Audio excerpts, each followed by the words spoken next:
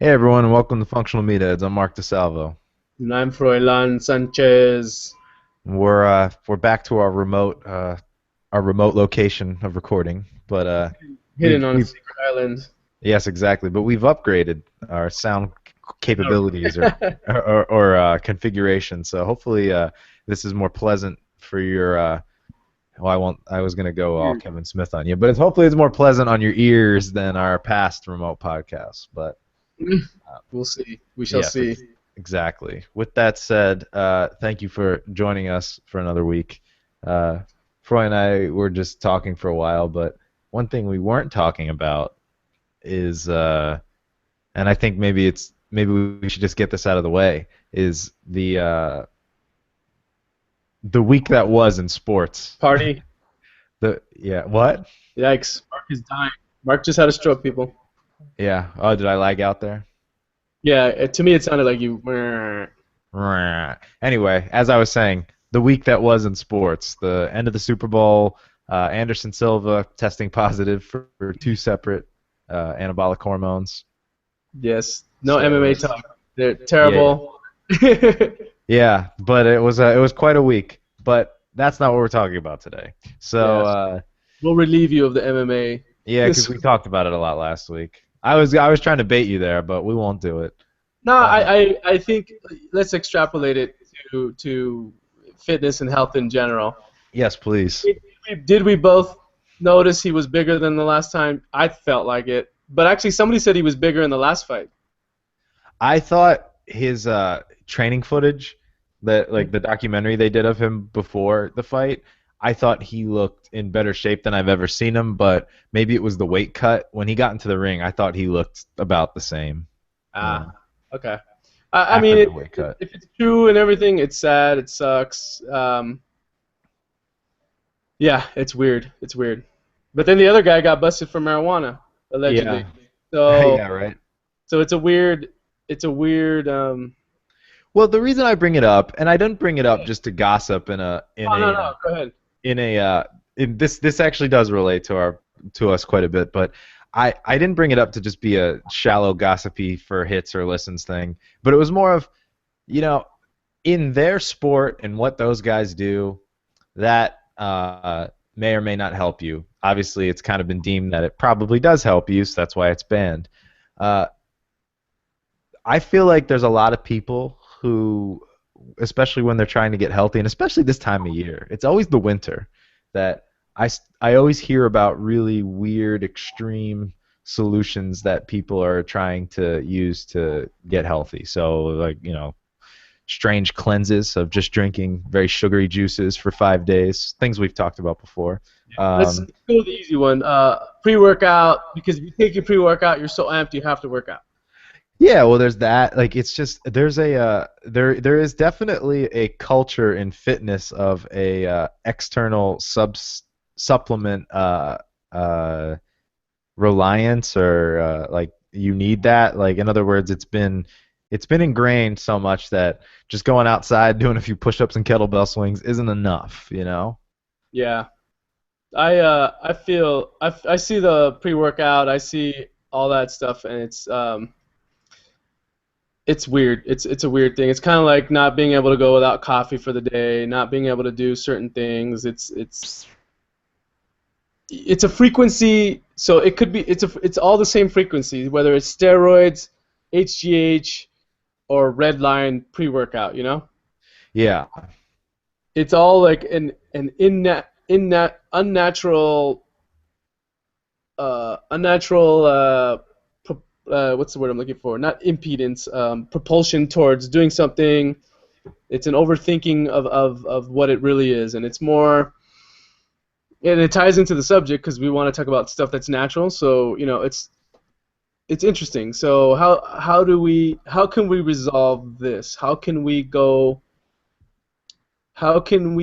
from where it should be, from a fighter at a higher level, a Super Bowl champion at a higher level that cheats? Um, how can we go that? How can we adjust the dial to see if it fits into anything that's natural, or is it acceptable in any way? Is there a difference between the weed and the steroids? Well, before I would answer that directly, I see what you're saying. Yeah. And the one thing I was going to Because point out, let me just make one point. Weed is natural technically. yeah, but so is water, you know what I mean? And so are many things. I don't know. But I don't know. I don't know what I meant by that. But I don't know. That whole like natural, unnatural, it's a weird argument because you can use natural things to Well, steroids are enhance natural. It's in your performance. body, but it's not if it's introduced from the outside into your body. I don't know.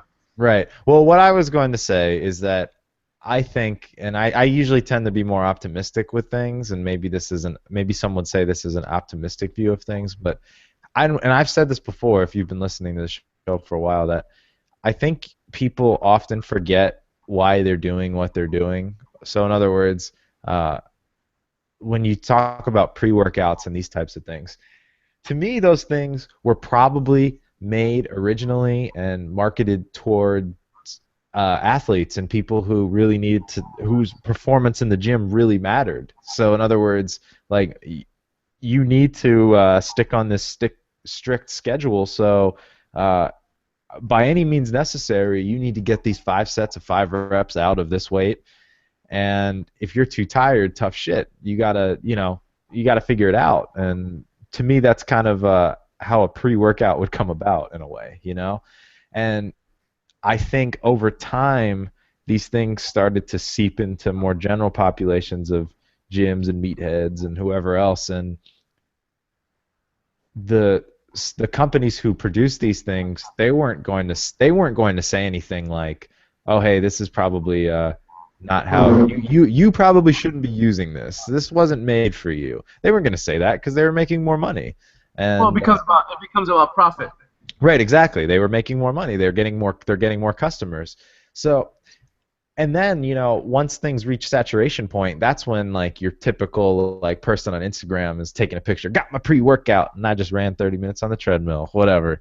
You know, you were probably not the person that was designed for, and not that its design in the first place is one that was a uh, a healthy one necessarily, but I think things really go astray, and especially in an industry like this where something might be made for a certain type of athlete. It gets picked up by lots of other people. Other people have bad side effects or undesired side effects, and they wonder what happened. And it's like, well, I don't think you used it right, and I don't think it's probably it was never made for you. That's basically what I'm getting at. So Or does it come? So you go to the source. You're saying it comes from a negative. I don't. It comes from a negative place, and I don't.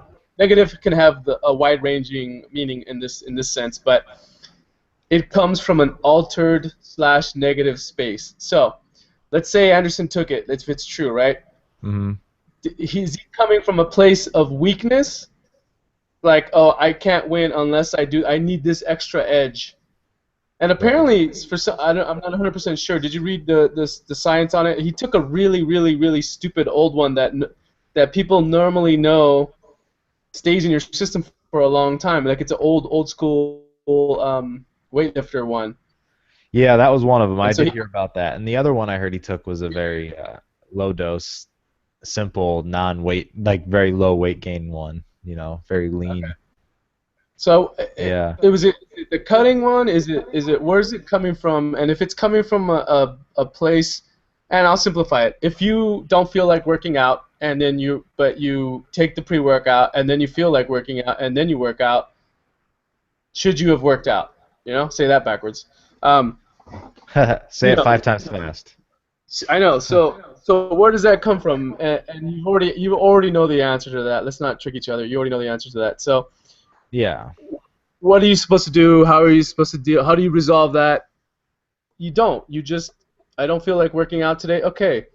You figure out why you don't feel like working out. Oh, I didn't sleep. The babies kept me up last night, or I studied too much, or something was out of balance. Okay, well, shift things back into balance. It's not about the work, the killing yourself mentality. It's about the opposite of that. Right. I mean, when I look at, and we can kind of close out this subject here. if and to move forward with our topic or any projects. But when I heard that Anderson got popped, the first thing I thought of was this guy was coming back from a very serious injury. So um, I there was an element of a benefit of the doubt for him because I was like, listen, if I had an injury that severe and I was at least a year from competition and I had a certain procedure done and the doctor said to me, take this, this might actually help your healing process. You know, I might do it with the idea that I'd wean off by the time I have to get back into competition compliance, you know? And, you know, to draw a parallel, in a way, if that is what happened, what's the difference between him and Vitor Belfort, a guy who had been on testosterone, who they had to not let fight for a while because it had to work its way out of his system? So if Anderson had said to them, I was taking this to recover, and now I'm not, and now I'm trying to get in competition shape, to me there's no difference, you know? Yeah, yeah, yeah, So yeah. Okay, but what if? Okay, so just to finish it off, what if Diaz cannot fight without doing marijuana, regardless of whether it how it affects? What if it's a crutch mentally? right. I Does don't it? know. I mean, I have no. I mean, for me, from a legal standpoint, it's decriminalized in so many states. It's legal in two. He allegedly has a medical marijuana license. Um, to me, I feel like that's a really funny substance to want to get in the ring high on.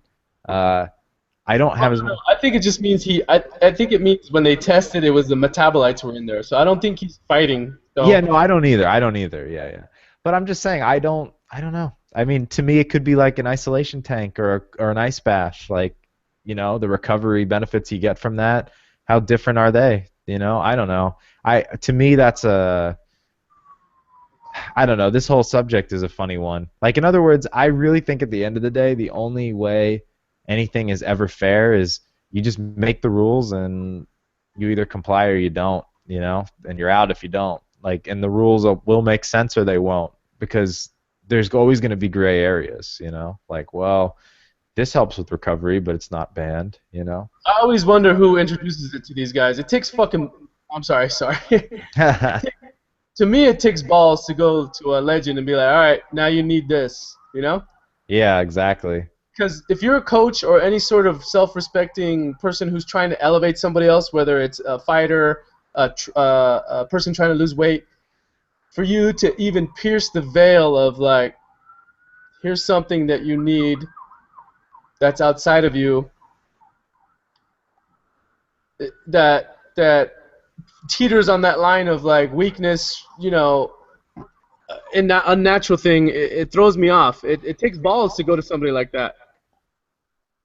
Well, I think you and I might be operating under an assumption that might not be true. Is that like you and I always picture world class athlete, world class performer being surrounded by world class. That's not always true. Not everyone is a George St. Pierre. Not everybody is a Kobe Bryant. Not everybody is a, you know, whoever. Name your person. For everyone, there's also plenty of great people who have just their buddies from back home, or they let some shady people in. You know. Um, Yeah, yeah. and I think that's how things like that get introduced. To be honest with you, I really do. You know, because But not it's still, every. it still takes. So you're saying it's so it might not take balls. It might take ignorance, a high level of ignorance. High level of ignorance, shady or suspect character, you know, integrity, whatnot. Because, like I said, I don't think you would find this in a elite level camp of like a George St. Pierre, a Kobe Bryant, like a Sidney Crosby in hockey, or like a who's a good football example for people. What do you think? Randy Couture ever took anything? I don't know. I don't know. I couldn't speculate.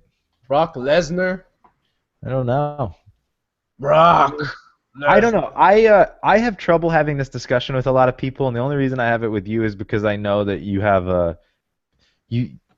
you have a more nuanced perspective. Because people will come up to me and they'll ask me, you're a trainer. How does someone ever get that big? And it's like, well, sometimes there are freaks in nature, and sometimes the guys that get popped, they don't look like they're on steroids in your mind, but you know what I mean? It's like there's so much more you have to go on than looks. You know,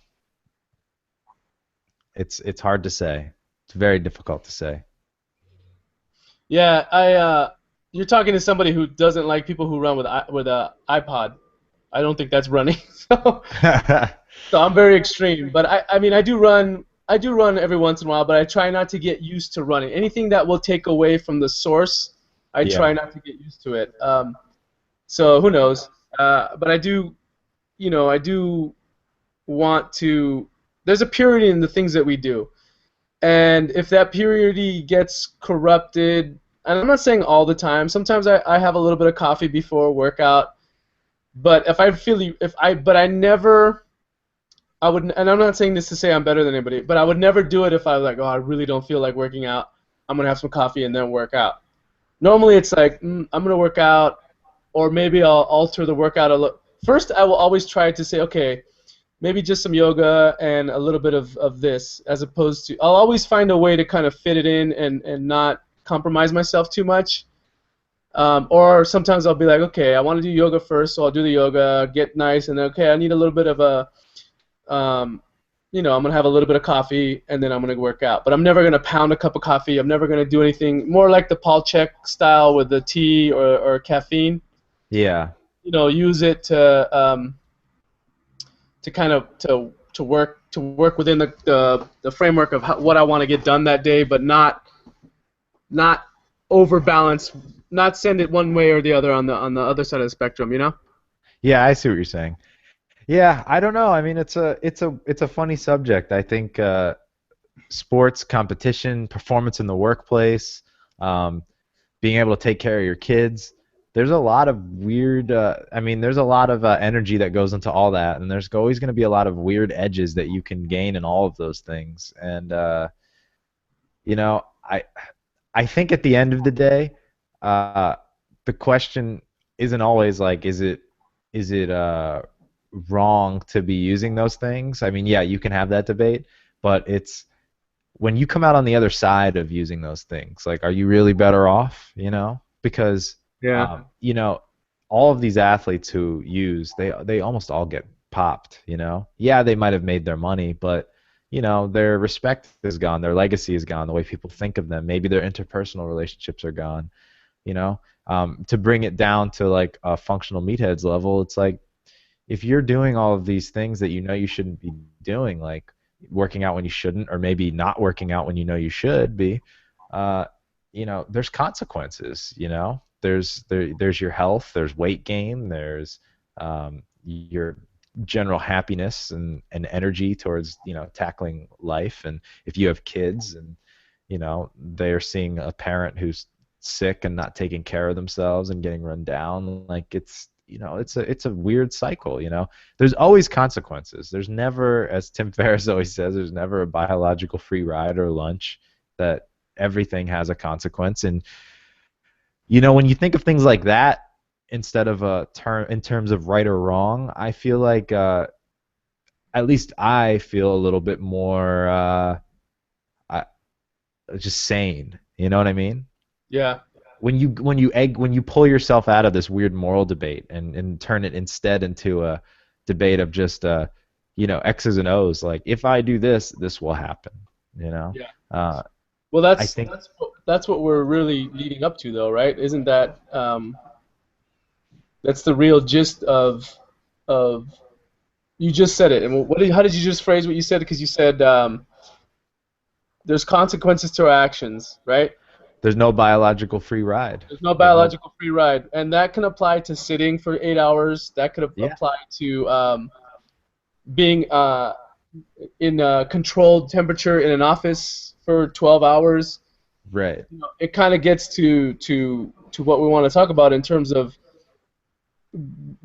our environment. I'm stealing from Katie Bowman as we talked about before the podcast. Our environment influences our body, and it's time we kind of listened up. If you're surrounding yourself with ignorant people and you all do pre-workout and you all just bust like you work 12 hours, you do the pre-workout, you get 6 hours of sleep, and then you do that every day.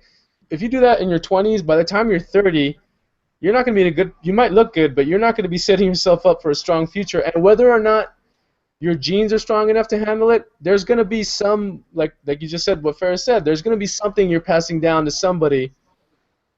You know, Even if it's not you, it's someone's getting it, you know? yeah, someone's going to be getting it down the line, whether it's a kid with a bad kidney or something down the line. Somewhere is going to get paid for it. So it's time we took responsibility for the level of action that we do and move forward from these crutches that we use. Even if it's just coffee or for me, well, I'll admit it was charcoal. I was abusing charcoal for a while because I figured, oh, I can get away with this.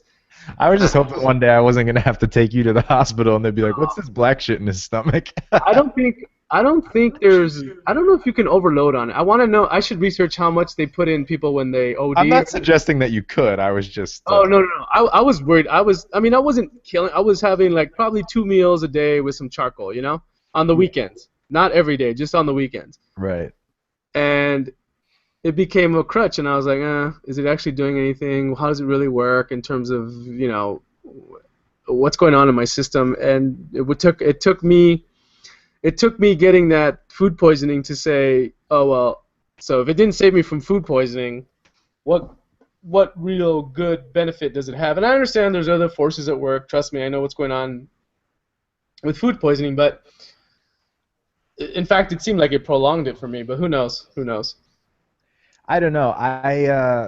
The science of all these things. I don't know. I don't want to speculate. I'll speculate with you off the air because there's a lot I've been learning lately about how carbon and oxygen interact within your body, and I kind of have some theories as to that, but I don't want to give out shit information on the air. So yeah, no worries. But because I'm reading this reminded me of you and the charcoal. But I think going back to what you were saying though, I think that you put it really well. I can't remember exactly what you said, but something about just it's responsibility. It's just taking responsibility. It's knowing that, and maybe we do this out of an ignorance, or maybe we don't want to take responsibility, or maybe it's a combination of both, but our lifestyles always have consequences. And I think as adults, you have to know that. Even if you're not thinking of it on the level that you and I are talking about, of yeah, you sitting 8 hours a day is going to do this to you, but even if it could be as simple as, it's not good to not sleep and go out and drink every night.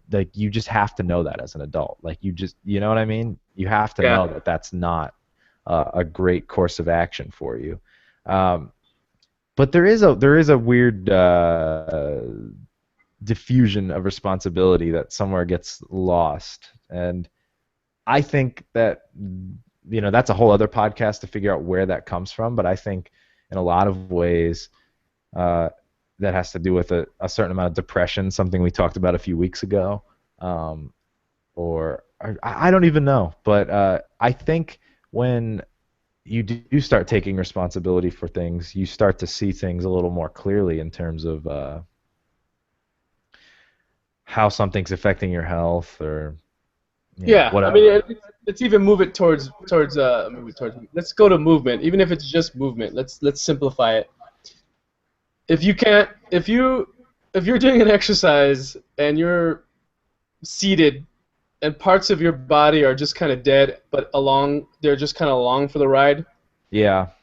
Are you involving what you're supposed to be involving? And I understand that there's bodybuilding. I do not have a problem with bodybuilding. But I do like Paul Chek's theory is hey, if you're gonna do bench, but then when you're done, finish up with some push-ups. Involve the whole body into it, because let's not say you're being healthy by bodybuilding. I don't think you can say that. I do think you can say you're being healthy if you bodybuild, but then incorporate the body afterwards. Yes. But if you're just doing bench, shoulders day, legs day, you can make the argument that you're not being healthy. You're just building muscle, and that's completely separate from exactly natural movement that I feel is more healthy. Now we can split hairs and say, well, I'm building muscle. I'm creating forces on my bones, so my bones are getting stronger.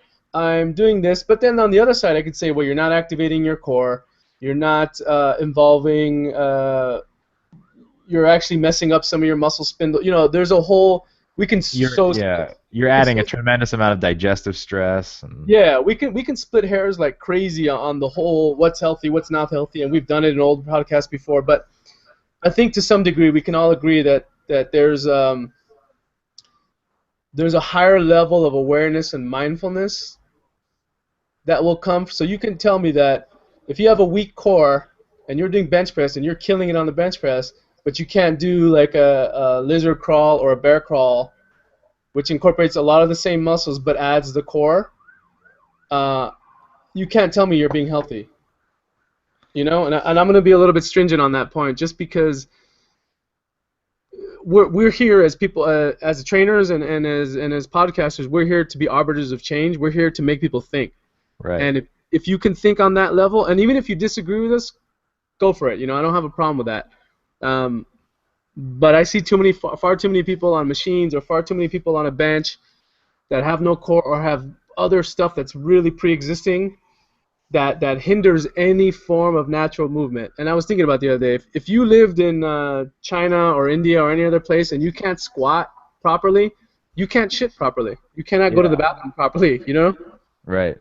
And that's a natural movement that you need to be able to do, not because you're putting weight on your back. You're doing it because when you go to the toilet there, you're going to have to squat to be able to poop. You're squatting over a hole. Yeah. Yeah, and that's kind of weird to me to be able to understand that. And you once you remove the reps and sets thinking of everything, if you had a gym where you remove the reps and sets, it would be a weird gym. Like it would be like, okay, can you squat? Oh wow, you can't even squat. Okay, you're gonna spend 10 minutes in a squat position holding onto the TRX just to see where you're at.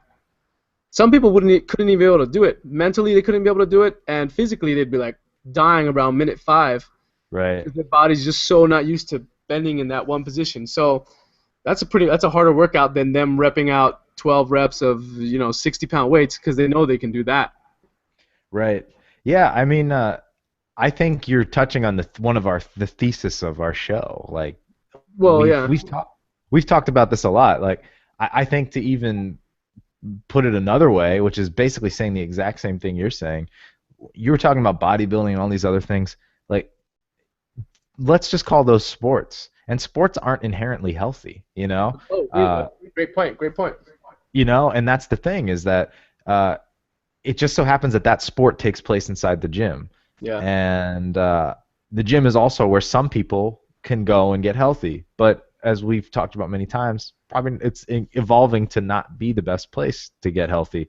And we've talked about over the course of 80-something, almost 90 episodes now, what health is or how you get healthy. And a lot of these things really don't involve leg press machines and all these things. It's all about getting sleep. It's all about having 30 minutes to an hour of movement a day to keep the blood flowing, especially through your GI tract, so you don't become toxic. All these other things, like, these are the markers of your health. But don't confuse these other sports, quote unquote, with health. Yes, some of these things promote certain health benefits, but like Froy said, we could debate all day back and forth which side of the scale it's pulling back and forth on. Okay, but now here comes the mind fuck. Mm-hmm. And I agree 100% with what you said, as you know. Yeah. Here comes the mind fuck. I can quantify that some dude on the Patriots is healthy because he just won a Super Bowl. Mm-hmm. I can quantify that, John Doe, who stepped in the gym 2 months ago and could barely bench 230 pounds, because is now doing 75 pounds. I can quantify Anderson Silva being healthy because he's got a 32 waist. I can quantify, because I'm putting these things out there, because you have to challenge yourself to be, okay, if I do everything but lift, and I do everything but those weird quantifiable things, am I healthy? Or is healthy the wrong word?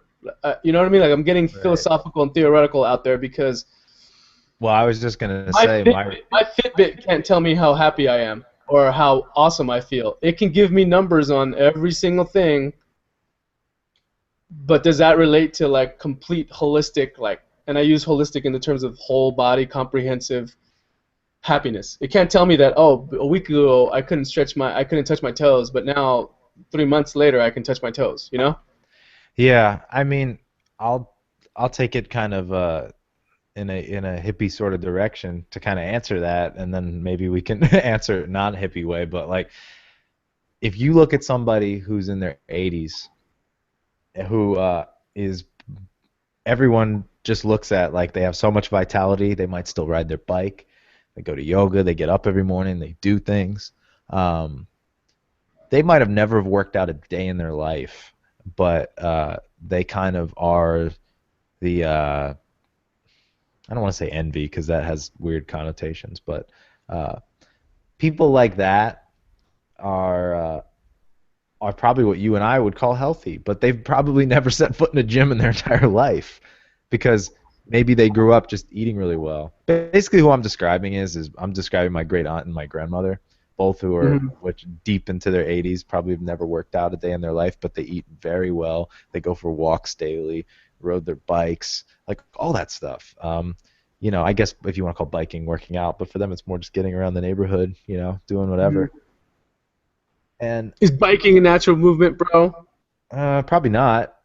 I'm But just kidding. Just kidding. yeah, but I don't know. I guess maybe that's not a good end to go to. But I guess what I'm trying to say is that you know what you said. You can quantify some things, but as you know, statistics and things can be deceiving. It's like when people look to their neighbor or the other mothers or fathers at school with their kids, like, oh, this kid's wearing this and they drive in a Mercedes, things must be going great. And it's like, oh, yeah, but you forget that if you have a big enough line of credit, anyone can have a Mercedes, you know? You just hit on the point. It's the Y- perspective. It's the Yeah, if I quantify winning at all costs and some dude's on roids and he's fighting the other guy but he wins, then it doesn't matter if he's doing roids. It's just about the guy winning or the cheating, even if it's just somebody deflate gate. You know what I mean? You taking something advantage of something. So it's all about your perspective. yeah, It's so you have to entertain the thought. Well, maybe bodybuilding isn't healthy, or how right, could it not be healthy? I don't care if you agree or disagree with me. I just want you to think about it. Like I've been reading that Tao of Physics books or the Tao of Physics books, and it talks about how some of these concepts, not the Eastern mysticism, Taoism, Buddhism, the Zen, all that stuff, they're so out there, and I use the term loosely. They're so out there that even these guys realized, okay, there's language cannot do this justice, right?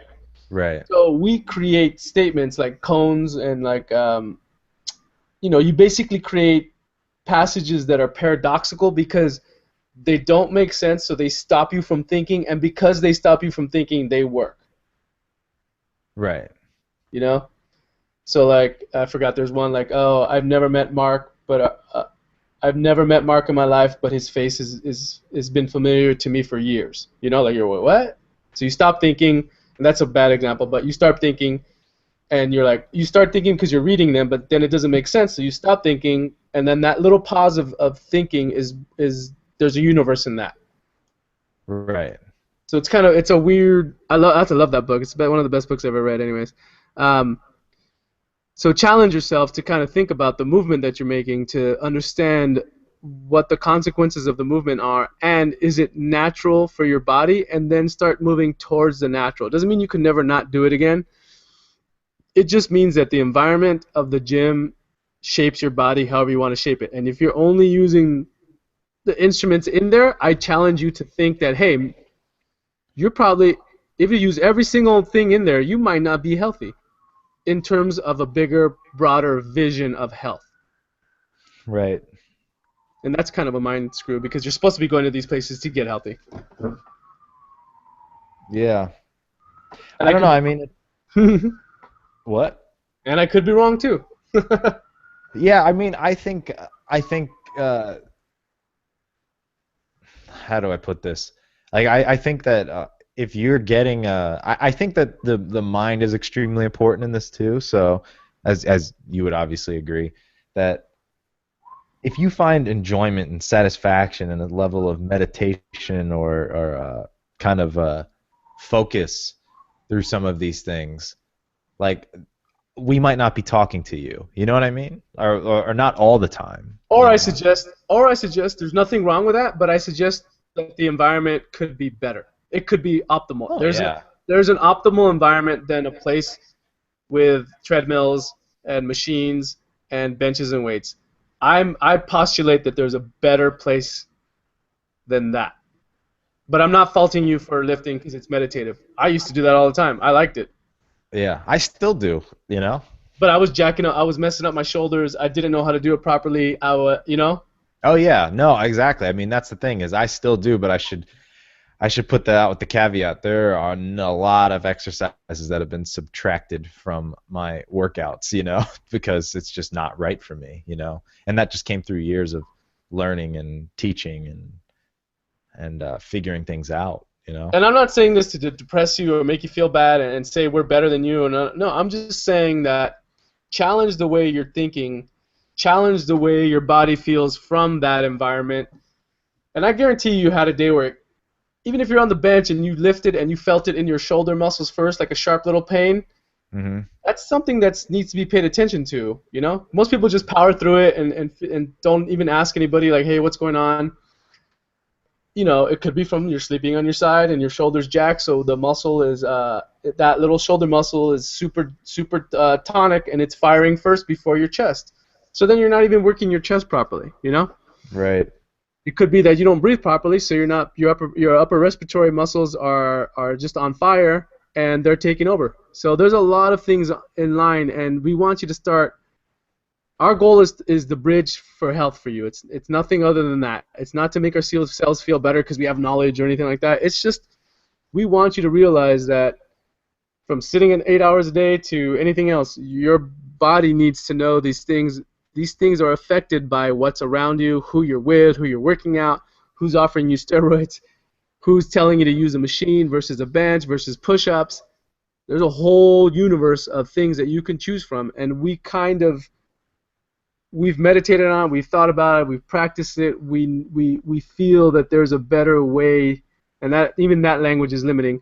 There's an optimal way for you to do it, and it's individualized. So it could be just doing band work. It could be just doing muscle activation stuff. It could be just doing yoga. There's only one way to figure that out, and that's by paying attention to your body. Yeah, I was just gonna say, I think to pull it full circle, you are the answer.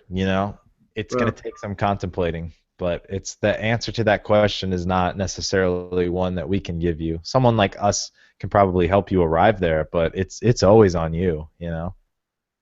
And what level you're willing to Hmm. to take to listen to your body. But if And you're you doing pre-workout every day before a workout, you don't really know what's going on with your body. right, and you also know what is good, like what feels good, what feels right. It's just a matter of if you want to acknowledge that or not. Yeah, yeah, I So agree, and I think people need to. We came off kind of hard in this one, but I think it's something that we both believe in, and you know, we see it in culture and society. We see it with fighters. We see it with athletes. We see it with people at the gym. We see it as we do our own workouts. Uh, there's a spirituality to working out, and there's also it's a double-edged sword. There's a spirituality to working out because of the way it makes you feel as you're doing it, and the level to which you take it. If you go hard or soft, um, but it's speaking bigger it's speaking bigger than just reps and sets, and your goal of losing 10 pounds. well, you know what? I think you just said the spirituality of working out. To me, it's almost not even that. It's the spirituality of working out is your life something that's healthy. So it's like, 1 hour a day, even if you were doing a perfect something you and I could tell you is great, something some great workout in a perfect environment, it doesn't matter if you're going and just spending the rest of your 23 hours doing something just awful, you know? Yeah. It has to be that there is a zen to it. There is a balance to it, you know? Yep. If you are losing weight or if you want to be healthy or if yeah, let's just use those two things. If you are either of those, if you fall in that camp, it's your life, you know. It's making sure you're not. You shouldn't be sitting for 8 hours. It's making sure that you're sleeping right. It's making sure all the things that we said a million times, you know, that you're finding a deep level of. I think for like maybe it's just the plane I'm on, but it's just finding a deep level of satisfaction in what you're doing and yourself, you know. No, totally makes sense to me. Totally makes sense to Yeah. me because people need to realize that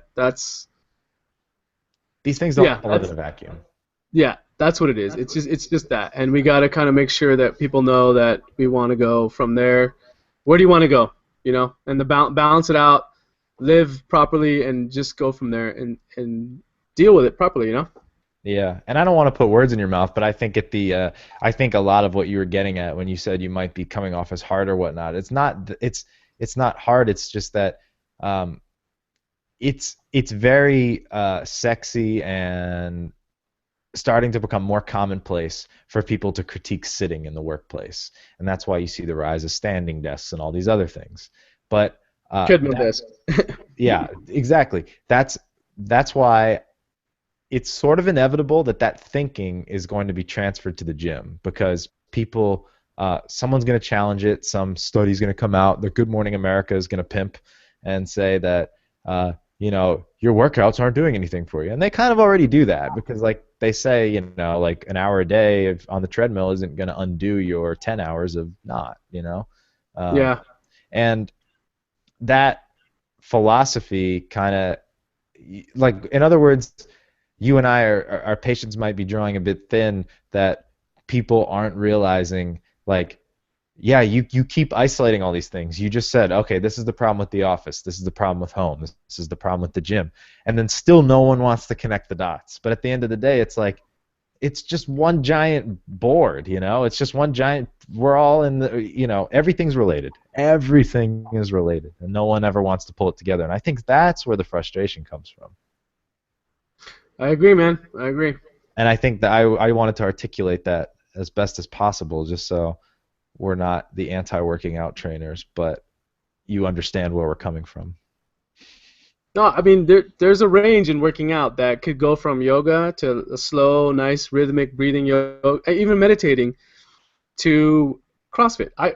We talk about it and we agree that there's a place for it. You know, Yeah, there's a we place for just everything. don't. Yeah.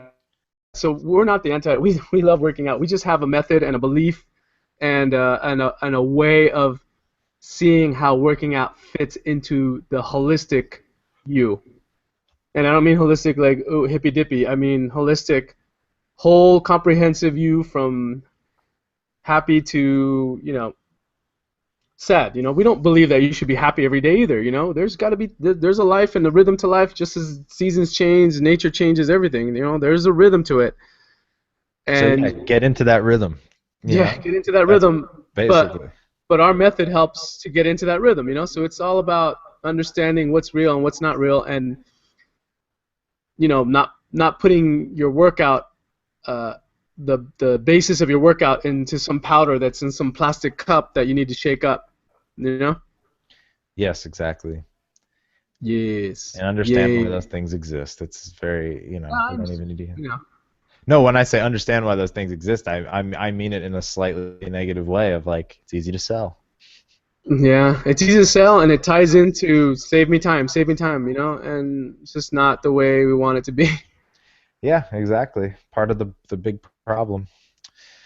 But anyway, um, I don't know if you have anything else to get into, but I think that might be a No, good it's point good, for man. us. I'm happy. I'm happy with it. You don't sound happy, Froy. I am not happy with it. I am not happy with it. It's snowing outside, and I have a bird's eye view of it. Yeah, I don't But see even, any. but even I realize that this is good. I realize that this is good for And I'm waiting for spring. I enjoy spring. I just long. It makes me wistful for running. Like I miss running to work. I miss all that stuff. Yeah, biking is something I'm missing right now, that's for sure. Eh, that natural movement, bro. Yeah, I just enjoy it. It's fun. See, I don't. I wouldn't. I wouldn't. I don't think it's a bad thing. I remember I told when I had first suffered my rib injury, um, and I went to a physical therapist, and I said to him, I was like, he asked, he's like, what would you like to be able to do again? I listed off all the things, and one of them was bike riding, and he took it like I was some road warrior, like I do this for a workout, and I was like, no, dude, I was like, I don't ride my bike even with the thought of this is great cardiovascular benefits and my heart is going to be amazing. And I don't Yeah. ride for that reason at all. I ride just because it's fun. It's a quick way to get around, and I just enjoy the art of it. There's nothing. It has never entered my brain the uh, the health benefits of it. It is not a workout in the least to me. Obviously Yeah. I sweat while I do it, but that is not why I do it at all. You know. Well, it falls under something. If it falls, that falls under more of a meditative thing, which is still healthy. It still falls under the health. Like you said, weightlifting could be healthy as long as it's a meditation. It's Yeah. not healthy if you're forcing yourself to do it with a pre-workout, or if you're forcing yourself to do it with a bad shoulder. Exactly. Yeah. Exactly. So Hmm. that's all we're saying. We're not against anything. We just want you to put it in its perspective and move forward because we know how good it feels to kind of get, even if it's just, I don't feel fantastic every day. I do feel like 90% every day. Right. I don't know how the winter affects me, but I feel like I can move on. I appreciate it more. I've built up a shield through the meditation. I've kind of had all this stuff. So it's just a matter of getting the best life you can out of yourself with true and real and honest things. That's all we ask. Yeah, definitely. I that's how I feel. Especially with winter too now. I feel like the more in tune I get myself with kind of everything around me, the more when the seasons just are, I don't judge them as much anymore. The only time I do judge it is when it's May and it's 32 degrees. That's annoying. But, uh other than that, you know where to find us. FunctionalMeatheads.com for anything you want to do. If you want to contact us, you want to find the Twitter, you want to find YouTube videos, whatever. That's where you do it. But I have nothing else for you. Any last words, Roy? Never last words. Temporarily last words. Temporarily, that's true. We will talk to you next You, week. yeah. And I have a movie recommendation. Watch Interstellar if you haven't watched it. yes, you were just telling me about that. Lies, lies. Lies, lies. Anyway, take care, everybody. We'll talk to you next week. Why not Regular brush your show. hair? Yes, Nah, watch the regular show. And woo, woo, woo. there you go.